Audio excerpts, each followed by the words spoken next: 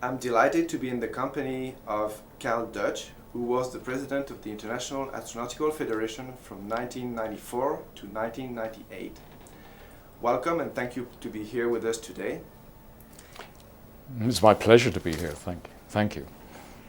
I would like first to ask you to introduce yourself and maybe share a little bit about your early life or your education or your career.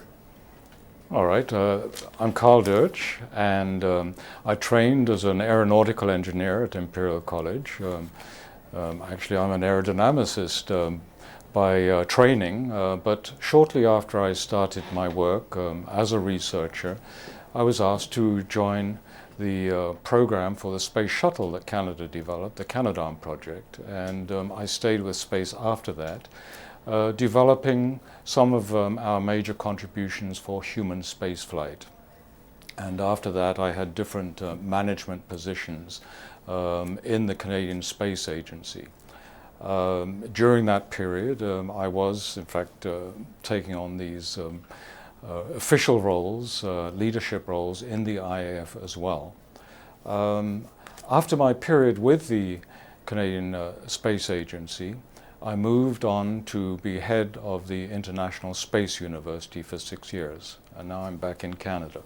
So that gives you a profile of me in terms of my interests in space, which have steadily grown and continue to be very strong at this point in time. And now moving to your mandate as the president of the IAF, do you recall strong memories of this period? Oh yes, it was a very interesting period. I had started working with the IAF in some sort of leadership roles back already in 1991 when I was a co-chair of the IPC in Montreal, International Program Committee, and fulfilled the same role for the World Space Congress in Washington. And so I was in a leadership role in the IAF during a very important change in the space sector, which emanated from the dissolution of the Soviet Union. And because of this dissolution, the political interest in space changed dramatically, both in the USA and in Russia, and this had a major ripple effect. It led to the consolidation of the space sector in the USA, which carried on for several years, and in Russia, but it also allowed some of the other nations in Asia, particularly India and China, to begin to develop their programs to really become a much stronger element of the international space sector. It was also a period where people started looking very hard at both commercialization of space through the launches and the communication satellite, and starting with the Earth observation satellites, and looking at how those applications affected developing nations, in other words, the potential users and participants in these programs. So suddenly we were moving from an era where it was politically a symbol of prestige to advance in space to one where commercialization, utilization became more important, but at the same time, of course, the defense aspects of space continued to be important. This meant that we needed to address how this new environment affected the IAF, because obviously whenever you have a big change, the people who supported the IAF in the past were changing in character and who they were, and so we had to address those changes. And what do you consider your main actions at the head of the IAF? Well, the first thing that we did when I came on board as the president was to do a strategic review of the vision that had been created so many years beforehand by some very visionary people who had built up the IAF to its strength at that time. And we decided that we really needed to work quite hard at the format of the Congress itself, that we needed to move away from what had really been a display of national capabilities, particularly at the plenary sessions, to being much more thematic, dealing with, say, Earth observation or communications and how they affected utilization. And so we put a lot of effort into making sure that the cohesive part of the Congress, which brought the leaders in, was in fact interesting for them as well.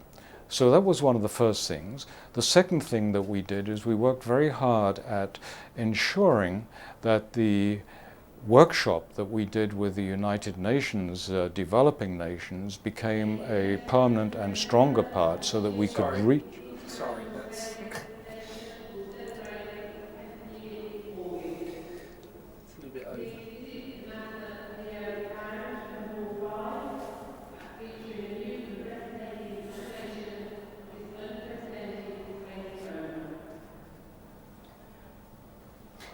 Sorry, I don't know whether. I think I'll start the section Yes. on United Nations Yeah, workshops perfect, again. Yeah. thank you. And we also worked on building up the strength of the United Nations IAF workshops for developing nations to make sure that we stopped just talking about the best technologies and how we could develop toys for the boys into making sure that it was really useful for society. So we started down that path in integrating and bringing those other players in. We also were quite concerned, even at that time, that young people were not really participating to the extent we would have liked. To some extent, what was happening was that the people who came to the IAF congresses were being rewarded for what they had done at work, and so quite often were senior because it was a nice international trip, and the young people weren't coming in. So we put in place a number of steps to try and bring them in, and of course now the congresses have many young organizations and groups participating, which I think was very much for the good of the IAF. And the final thing that we really looked at was trying to broaden where the congresses were held.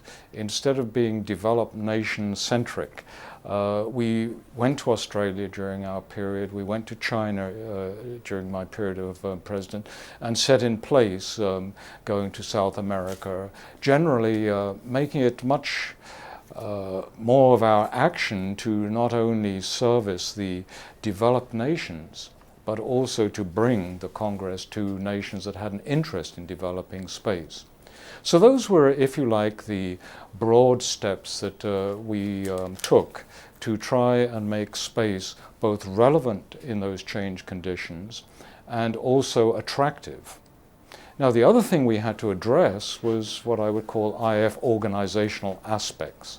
We moved ahead to hire what I would call a professional executive director who had professional training and background in the space sector to come and manage things, and we put a lot of attention on bringing in new and smaller organizations into the Federation to make up for the fact that there was so much consolidation going on amongst the big players, and all of a sudden when two big giants moved together you only had one subscription for membership. So we had to address those questions, and we did that by bringing in more people. That was important for us. We also worked very hard at trying to get renewal in the committees that organized the congresses. So again, we always were staying relevant with what was going on. So all in all, we had structural changes, we had financial consolidation and renewal changes. And I think we worked hard to bring in not only the space producers, but also some of the smaller entrepreneurial type of companies as users. So I think this really is what I see from the point of view of organizational and reaction points of view. And the reward, I think, is that we just built up a very fine response in so many countries. Every IAC is a pleasure because it allows you to focus on one nation and its efforts to try and showcase its interest in space, and that leaves so many wonderful memories. How did your experience at the IAF president change your perspective on space activities? Well, my own perspective had, of course, been international at the program level, but what it made me realize as well was the importance of international communications, cooperation, linkages, networks, and the IAC and the IAF really provide that between organizations, and we're strengthened very much by the IAA and the IISL, the academy and the legal aspects, institutes, because those both comprise individuals.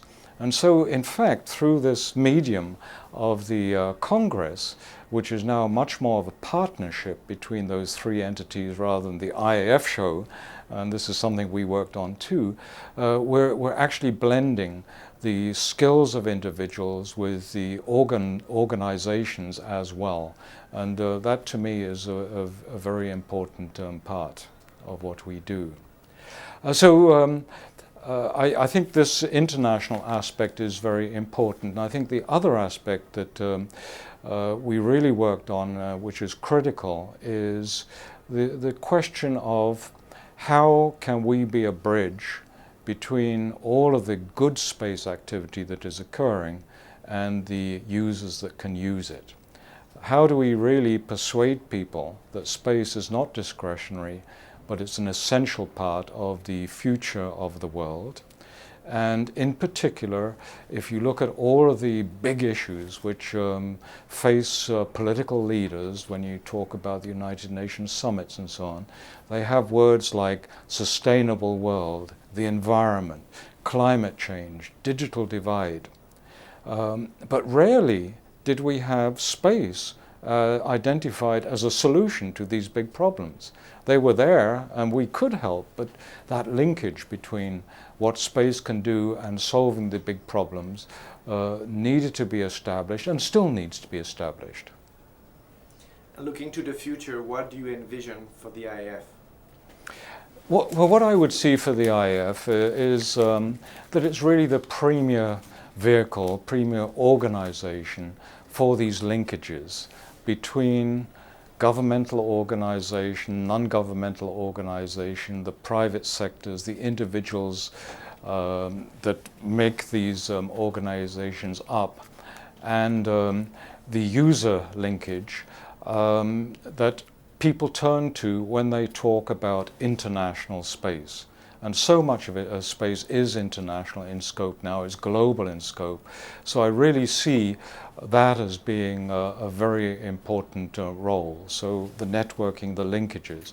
And the other thing that I see as being very important is continuing to bridge that gap between the space sector and the user to addressing the major global problems.